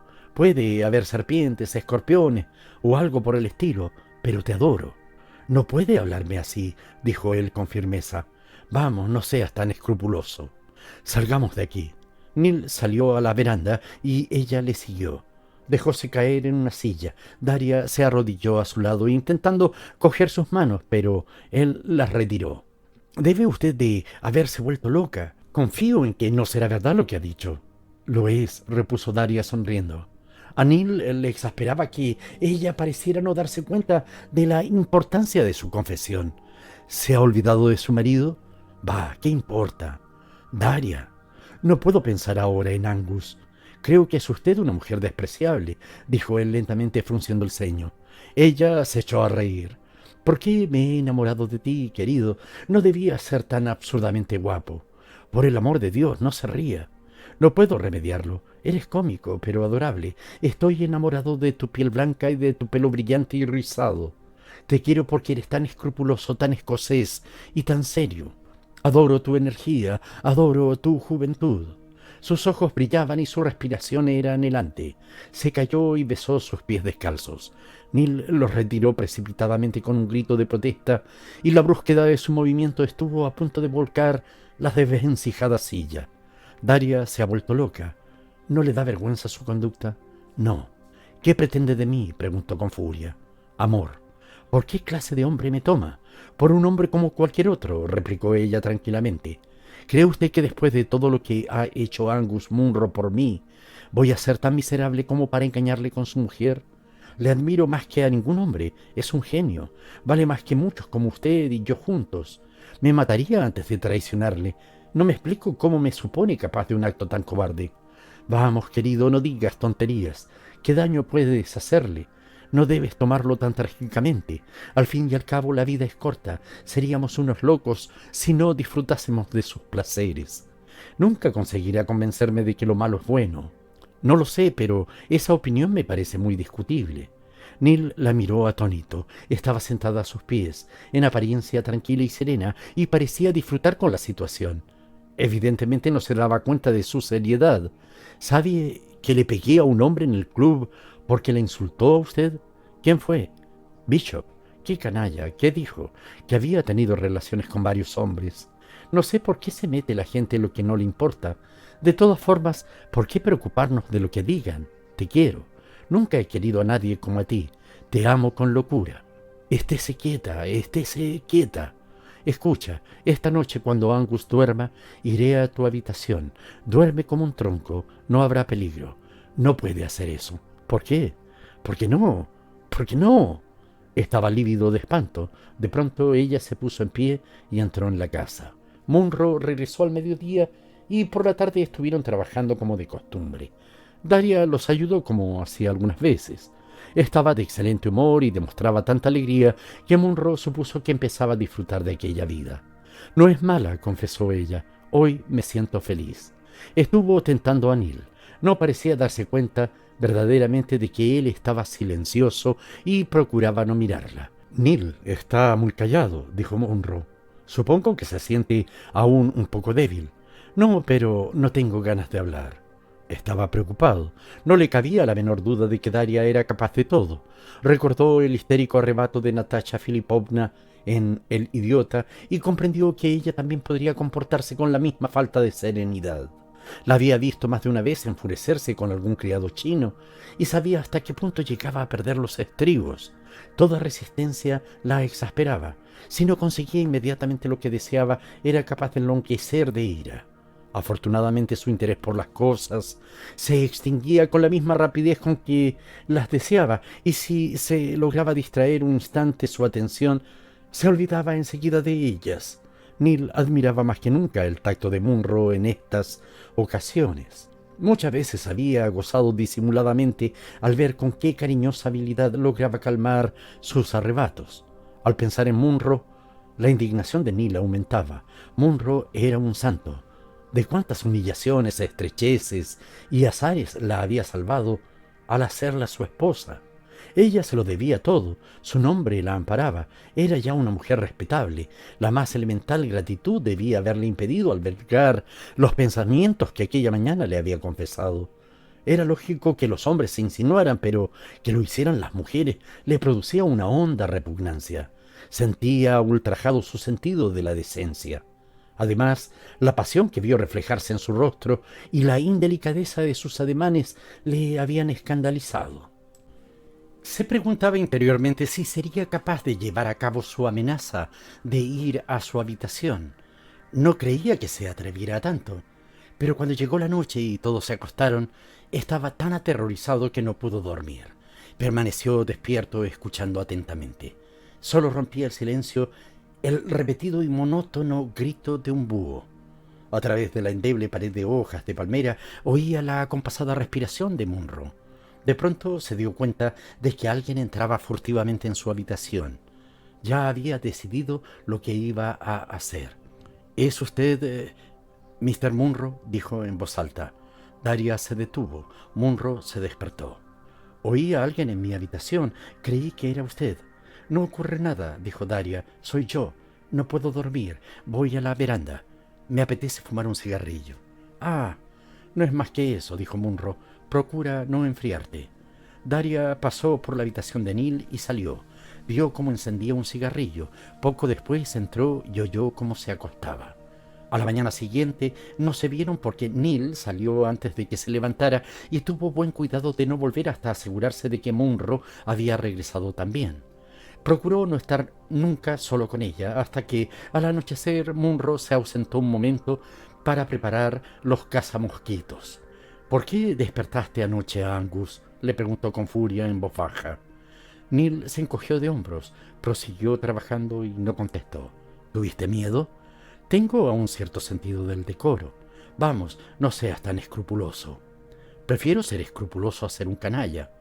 «Te odio». «Entonces, déjeme en paz». Daria no contestó, pero con la mano abierta le golpeó el rostro. Neil enrojeció, pero no despegó los labios. Munro volvió y ellos fingieron estar distraídos en lo que hacían. En los días sucesivos, Daria, excepto en las comidas, no dirigió la palabra a Neil. Sin ponerse de acuerdo, trataban de ocultar a Munro la tirantez de sus relaciones, pero el esfuerzo que hacía Daria para romper su silencio hubiera sido evidente para cualquiera menos receloso que Angus. A veces no podía evitar tampoco el tratar con alguna brusquedad a Neil. Le gastaba bromas, pero en ellas había una intención mordaz. Sabía la forma de herirle, pero Neil procuraba disimularlo. Había descubierto que el buen humor que aparentaba la enfurecía. Un día, cuando Neil hubo regresado, a pesar de haberse retrasado todo lo posible, se quedó sorprendido al ver que Munro no había vuelto aún. Daria, tendida en un colchón en la veranda, tomaba un gin pajit y fumaba. No dijo nada cuando él pasó por su lado para ir a lavarse. Poco después, el boy chino entró en su habitación para anunciarle que la comida estaba servida. Entonces salió. «¿Dónde está Munro?», preguntó. «No viene a comer hoy», dijo Daria. «Ha avisado que no vendrá hasta la noche, porque ha descubierto un sitio magnífico». Munro había salido aquella mañana para ir a la cumbre de la montaña. En los terrenos bajos había conseguido pocos resultados. Decidiendo que si encontraba un sitio más alto con agua, trasladaría a él su campamento. Neil entró en la casa, saliendo poco después con un salacot y sus instrumentos de caza. —¿A dónde vas? —preguntó ella bruscamente. —Afuera. —¿Por qué? —No estoy cansado y no tengo nada que hacer esta tarde. De pronto Daria se echó a llorar. —¿Por qué eres tan cruel conmigo? —sollozó. —Oh, es inhumano tratarme así. Neil la miró, reflejándose en su rostro atractivo y un poco estólido una expresión cansada. —¿Qué es lo que he hecho? —Has sido despiadado conmigo. Por mala que sea, no merezco que me hagas sufrir así. He hecho por ti cuanto he podido. Dime si he dejado alguna vez de hacer algo por agradarte. Soy terriblemente desgraciada. Neil se movió desasosegado. Era espantoso oírla hablar así. La odiaba y la temía, pero seguía sintiendo por ella el mismo respeto de siempre, no solo porque era una mujer, sino porque era la esposa de Munro. Daria se echó a llorar. Afortunadamente los cazadores de hallacos habían salido por la mañana con Munro. En el campamento no quedaban más que los criados chinos, los cuales después de comer dormían en sus dependencias, situadas a 50 yardas. Estaban solos. No quiero que sea desgraciada, pero esto es ridículo. Es absurdo que una mujer como usted se enamore de un hombre como yo. Esto me ofende. No tiene un poco de dominio sobre sí misma. Oh, Dios mío, ¿dominio sobre sí misma? Quiero decir que si realmente me quisiera, no le gustaría que fuese un canalla.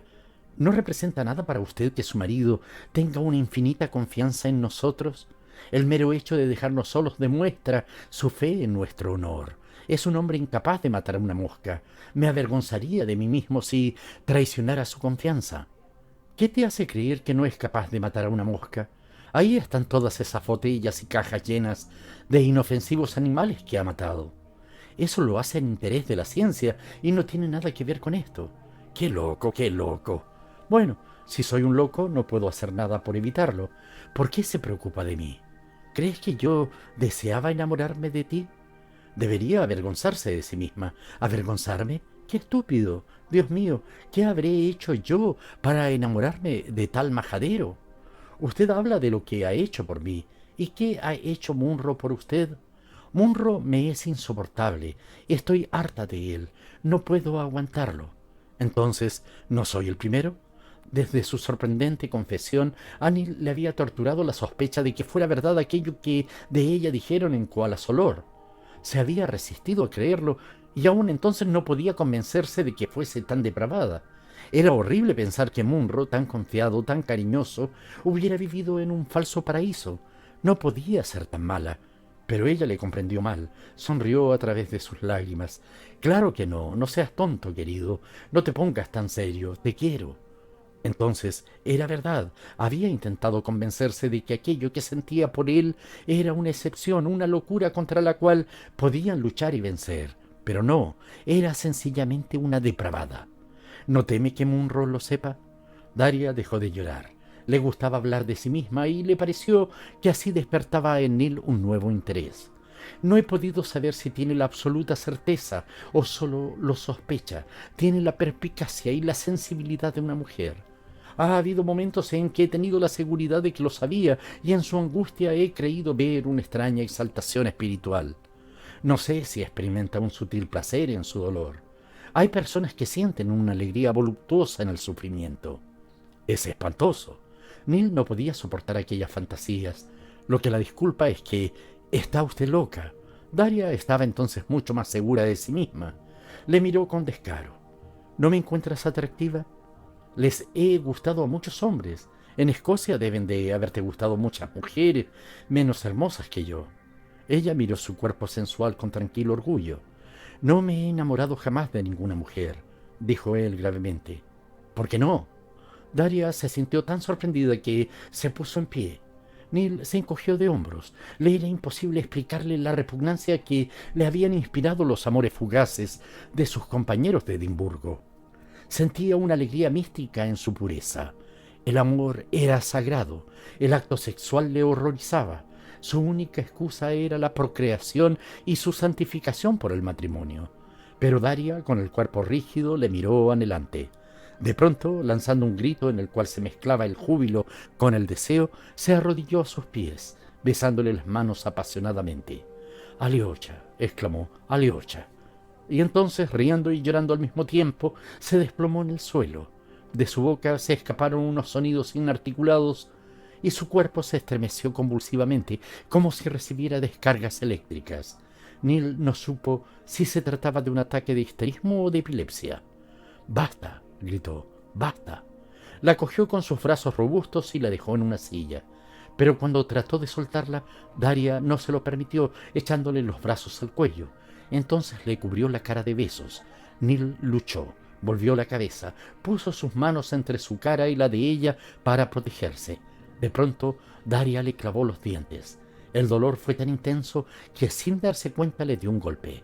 «¡Víbora!», gritó. La brusquedad de su acto hizo que ella lo soltase. Levantó la mano para verla. Le había mordido en la parte más carnosa y estaba sangrando.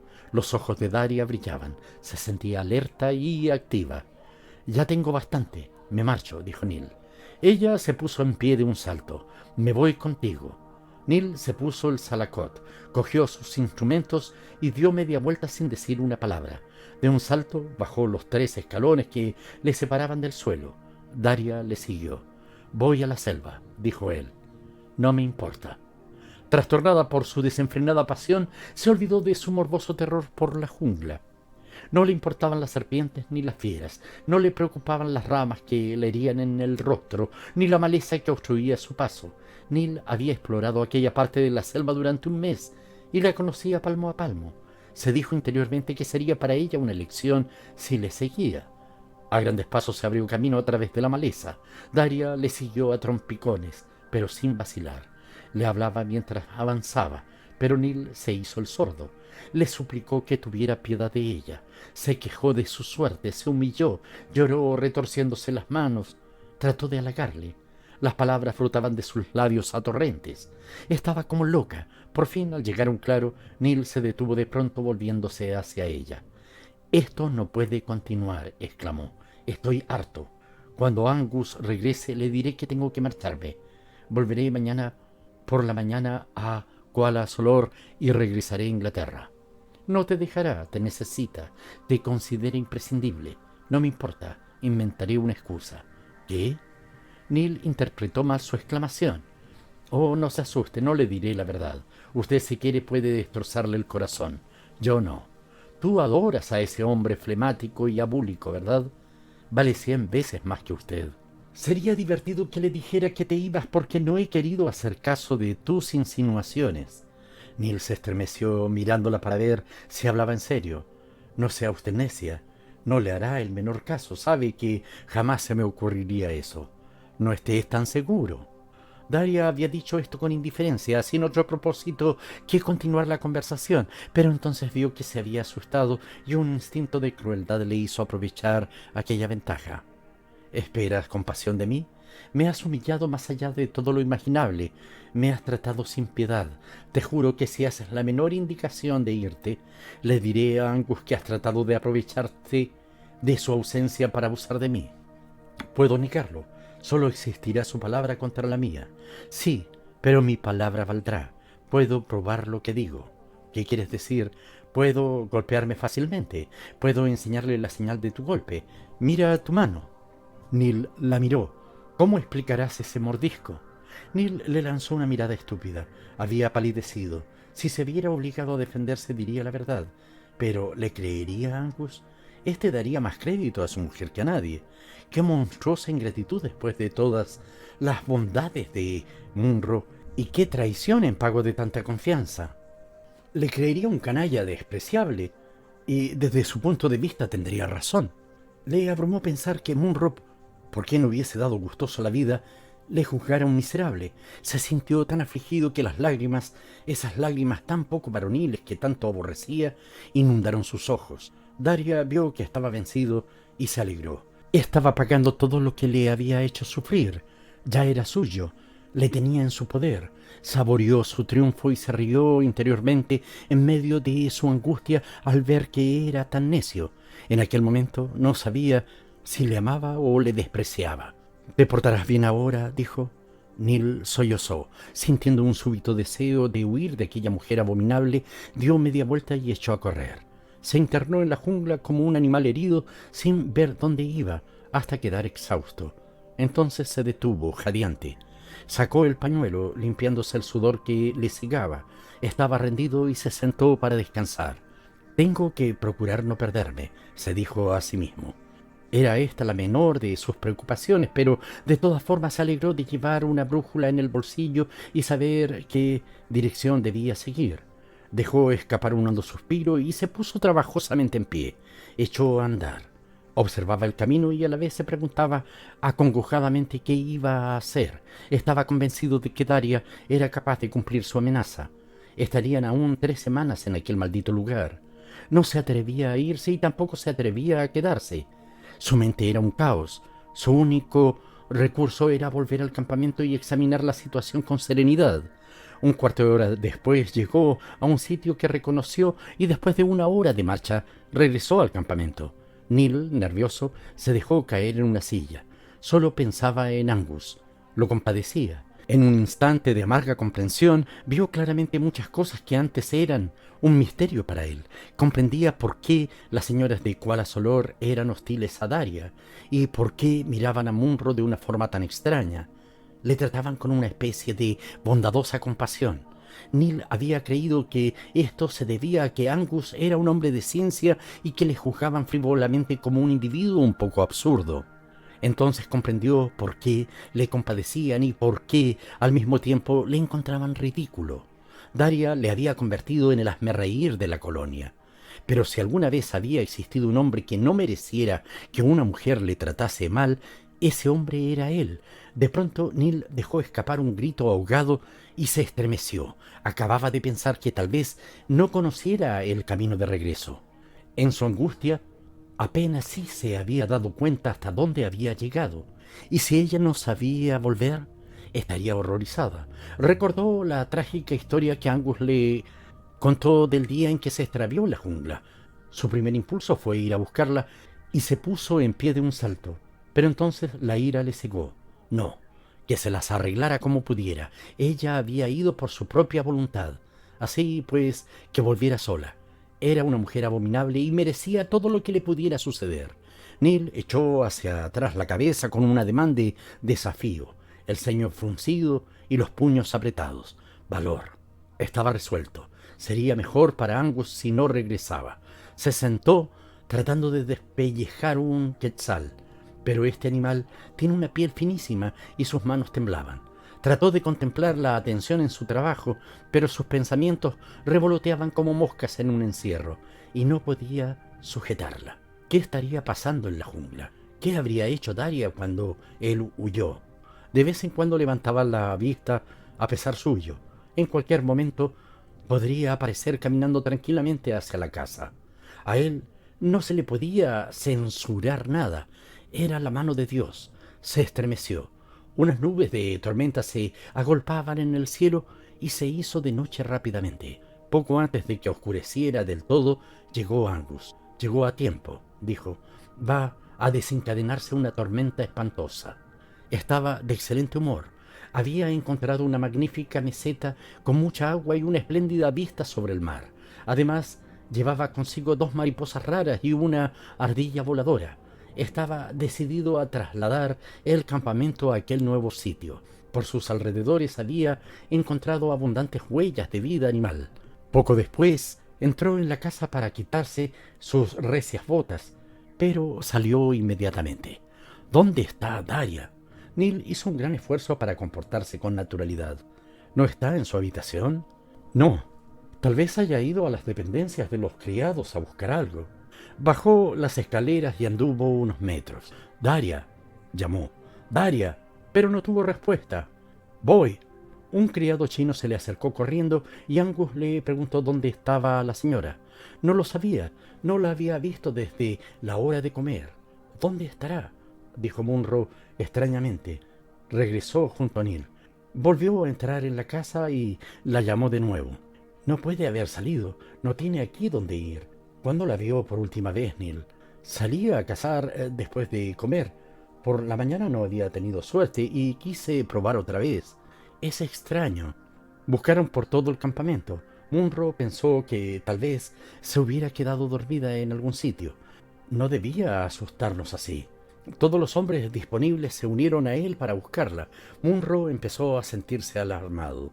No es posible que haya ido a la jungla a dar un paseo y no sepa volver. Que yo recuerde, nunca se ha alejado más de 100 metros de la casa desde que estamos aquí. Neil vio que el miedo se reflejaba en los ojos de Munro. Bajó la vista. Lo mejor será que nos reunamos todos y empecemos a buscarla. Indudablemente no puede estar lejos. Ella sabe que si uno se pierde, lo mejor es no moverse y esperar a que nos encuentren. Debe de estar espantada, la pobre criatura. Llamó a los cazadores de hallacos y ordenó a los criados chinos que llevasen las linternas. Disparó su escopeta como señal. Se dividieron en dos grupos, uno bajo la dirección de Munro y otro bajo la de Neil, yendo por las sendas que habían trazado en sus idas y venidas. Convinieron en que quien encontrase a Daria dispararía 3 tiros seguidos. Neil se puso en camino con el rostro sombrío. No le remordía la conciencia. Parecía llevar en sus manos la sentencia de una justicia inminente. Tenía la certeza de que jamás encontrarían a Daria. Los dos grupos se encontraron. No era necesario mirar el rostro de Munro. Estaba desencajado. Neil creyó ser un cirujano que hiciera una peligrosa operación sin ayuda ni anestesia para salvar a un ser querido. Estaba obligado a mostrarse enérgico. No puede haberse alejado tanto, dijo Munro. Hemos de volver y registrar la jungla palmo a palmo en un radio de 1 milla. Las únicas explicaciones posibles son que se haya asustado, que se encuentre desmayada o que la haya mordido una serpiente. Neil no contestó. Emprendieron nuevamente la marcha, registrando la maleza en un amplio círculo. Gritaron, de vez en cuando disparaban una escopeta, escuchando después por sí, obtenían una lejana respuesta. Los pájaros nocturnos volaban con un batir de alas, asustados por las linternas. Algunas veces vieron o les pareció distinguir un animal que podía ser un ciervo, una boa o un rinoceronte que huía ante su presencia. De pronto estalló la tormenta. Se desencadenó un viento furioso. Los relámpagos rasgaron la oscuridad como el grito de una mujer atormentada, y los resplandores se sucedieron con una rapidez increíble, como demonios que bailaban una danza en la oscuridad. Todo el horror de la selva se puso de manifiesto. Los truenos sacudieron el cielo con grandes descargas, como olas enormes que chocaran contra las costas de la eternidad. El espantoso estruendo recorría el espacio como si tuviera dimensiones y peso.